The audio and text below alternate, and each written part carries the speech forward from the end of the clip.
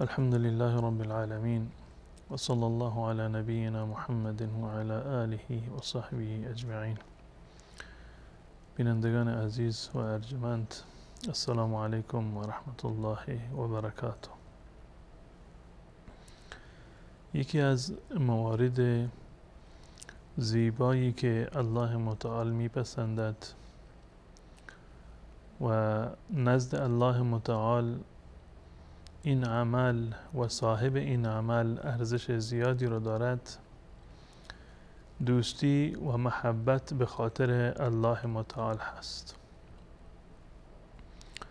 یکی از مواردی که متاسفانه در جامعه امروز ما بسیار کمرنگ شده، دوستی ها و دشمنی ها بر اساس منافع مادی و دنیوی تعیین می شود. این یک خلل هست در اخلاق اسلامی، در معیارهای اسلامی. هرگاه که دوستی و دشمنی ما با افراد دیگر بر اساس منافع دینی و اخروی ما باشد، بر اساس رضایت الله متعال باشد و مبنای ما این باشد که آیا با این دوستی و دشمنی الله متعال از ما راضی می شود یا اینکه ناراض می شود، هرگاه که این معیار را ما مبنا قرار دادیم، قطعا ایمان ما و باور ما به الله متعال بسیار زیاد خواهد بود و در آن هنگام ما محبوب الله متعال می گردیم. حضرت ابو هریره رضی الله تعالی عنه روایتی رو که امام مسلم رحمت الله علیه آورده، یک داستانی رو حکایت می کند که نشانگر این مطلب هست که الله متعال کسانی را که به خاطر او با دیگران دوستی می کنند می پسندد، محبوب الله متعال هستند. میگوید که یک مردی یک روزی میخواست به یک شهری دیگر برود، یک روستایی و شهری که نزدیکشان بود، میخواست که به اون شهر برود برای ملاقات یک نفری. روایت این گونه هست که ان رجلا زار اخا له فی قریة اخرى، یک مردی به ملاقات برادری دینی رفت در شهری دیگر. فارصد الله له على مدرجته ملکا، الله متعال سر راهش فرشته ای را گماشت. یک فرشته ای را در شکل و قیافه یک انسان الله متعال در مسیر راه اون و سر راهش قرار داد. وقتی که آن بنده خدا به این فرشته رسید، فرشته از اون سوال کرد که این ترید، میخوای کجا بروی؟ اونم در جواب گفت که اريد اخا لی فی هذه القریه، من یک برادری دارم، دوستی دارم، البته برادر نسبی نبود، یک برادر دینی دارم، یک دوستی دارم در این روستا، من میخوام برم ملاقاتش بکنم، به خاطر الله متعال من میخواهم برم با اون دیداری داشته باشند.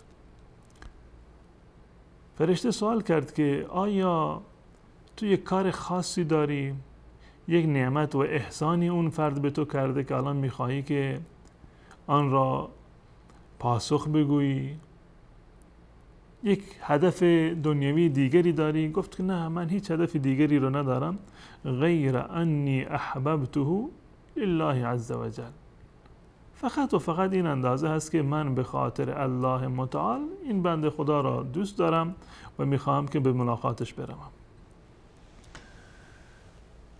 آن فرشته گفت که من پیامبر الله هستم به طرف تو، من رسول و قاصدی هستم از جانب الله متعال که به تو اعلام بکنم که بأن الله احبک کما احببته فیه، همان گونه که تو به خاطر الله متعال این برادر دینیت را دوست داشته ای، من پیامبر و قاصد الهی هستم که الله متعال مرا فرستاده که به تو اعلام بکنم که الله متعال تو را هم دوست دارد.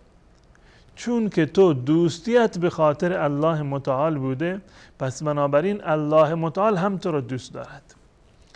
این یک از زمینه‌های بسیار مناسبی هست که ما می توانیم با این کار و با این عمل خود را محبوب الله متعال قرار بدهیم. از آنجایی که این عمل را الله متعال میپسندد که کسی به خاطر اون با افراد دیگر و با برادران دینیش محبت داشته باشد، چون این افراد را الله متعال هم دوست می‌دارد. نشانه محبت الله متعال برای افرادی که محبوب الله متعال هستند هم در دنیا ظاهر می شود و هم در آخرت. کسانی را که الله متعال دوست دارد، الله متعال از آنها راضی هست، اعمال آنها را می پسندد، هم سعادت دنیا را حاصل می کنند و هم سعادت آخرت را. نه تنها که در آخرت کامیاب می شوند و اهل بهشت هستند، بلکه در روز قیامت چنین افراد جز مقربان الله متعال و جز میهمانان ویژه الله متعال خواهند بود. روایت خیلی معروفی هست که 7 گروهی که زیر سایه عرش الهی جا دارند، رسول الله صلی الله علیه و سلم از میان این 7 گروه یک گروه را، آن کسانی را معرفی کرده که به خاطر الله با همدیگر دوست می شوند و به خاطر الله از همدیگر جدا می شوند. رجلان تحابا فی الله اجتماع علیه و تفرق علیه. 2 نفری که به خاطر الله با همدیگر دوست شدند و به خاطر الله با همدیگر ارتباط پیدا می کنند و به خاطر الله قطع ارتباط می کنند، اینها نزد الله متعال محبوب هستند و الله متعال در روز قیامت این افراد را در زیر سایه خودش جا می دهد. روایت صحیح مسلم هست که رسول الله صلی الله علیه و سلم می فرمایند در یک حدیث قدسی که ان الله یقول یوم القیامه، الله متعال در روز قیامت اعلام می فرماید که این المتحابون بجلالی اليوم اظلهم فی ظلی یوم لا ظل الا ظلی. متحابون، آنهایی که با همدیگر به خاطر جلال من، به خاطر عظمت من، به خاطر رضایت من با همدیگر دوستی می کردند. کجایند آنها؟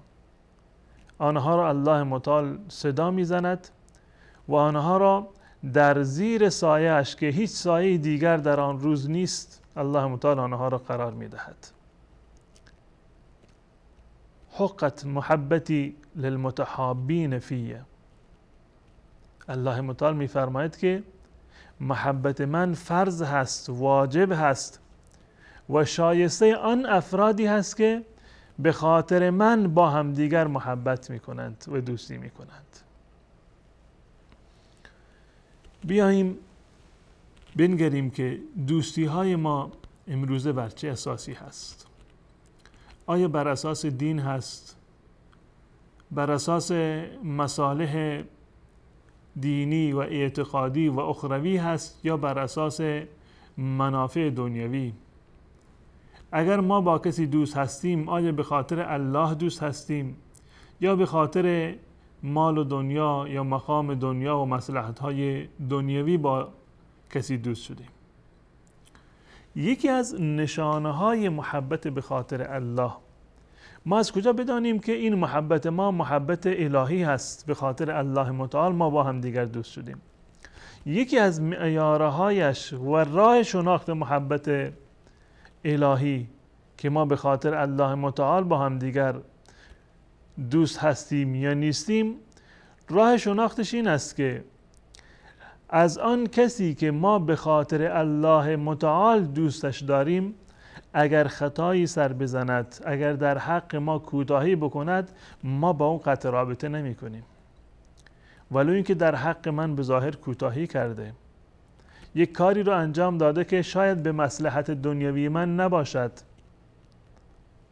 من به خاطر این حرف و به خاطر چنین کاری از فردی که او رو به خاطر الله متعال دوست دارم، به خاطر چنین کاری من از اون رنجیده نمیشم و قطع ارتباط نمی کنم. یعنی این که دوستی که به خاطر الله هست به خاطر منافع دنیوی و منافع شخصی خدشه‌دار نمی شود. و همچنین دشمنی که به خاطر الله متعال هست به خاطر یک لطف و احسانی تبدیل به محبت نمی شود. یعنی فرض بکنید شما با یک کسی به خاطر الله متعال دشمن هستید، چون که آن شخص دشمن الله متعال هست، به الله متعال ایمان ندارد، به پیامبران ایمان ندارد، با مسلمانان دشمنی دارد، علیه مسلمانان اقداماتی را انجام داده، به مصلحت مسلمانان نمی اندیشد و بدین خاطر شما هم از اون بدتان می آید، او را دوست ندارید، با اون دشمن هستید. چون این فردی اگر به شخص شما احسانی بکند، به شما صدقه‌ای بدهد، برای شما کاری دیگر انجام بدهد، این کار سبب نمی شود که آن بغض شما از بین برود، زیرا که آن بغض شما و این که او را دوست نداشتید به خاطر الله متعال بود. چون که به شخص شما احسانی کرده، اون معیار اصلی در واقع زیر سوال نمی رود. اینها نشان محبت، دوستی به خاطر الله و دشمنی به خاطر الله هست.